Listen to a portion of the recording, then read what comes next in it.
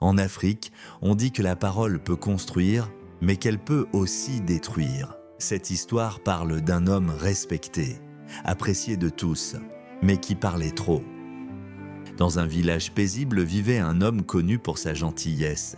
Il saluait tout le monde, il aimait raconter ce qu'il voyait. Quand quelque chose se passait, il était toujours le premier à le dire. Les gens riaient et disaient « il parle beaucoup, mais son cœur est bon ».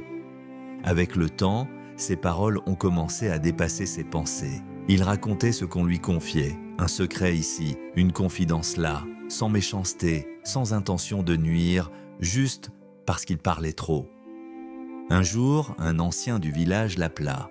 Il le regarda longuement puis lui dit « Mon fils, la bouche n'a pas de porte, mais l'homme sage sait quand la fermer. » L'homme sourit, il remercia l'ancien et il continua.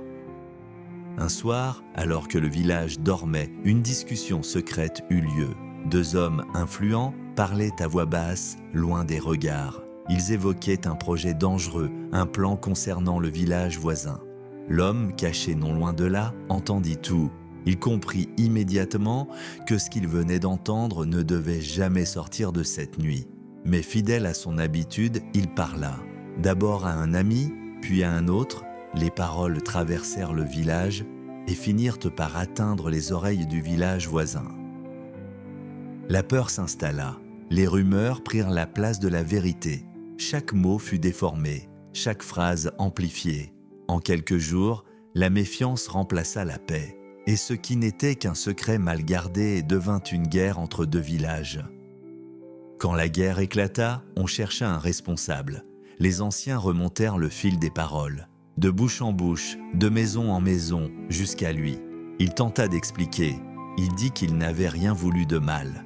Mais les mots, une fois libérés, n'appartiennent plus à celui qui les prononce. Il perdit la confiance du village. Les anciens parlèrent d'une seule voix. Il avait brisé la paix. Il avait exposé le village au danger. La décision tomba.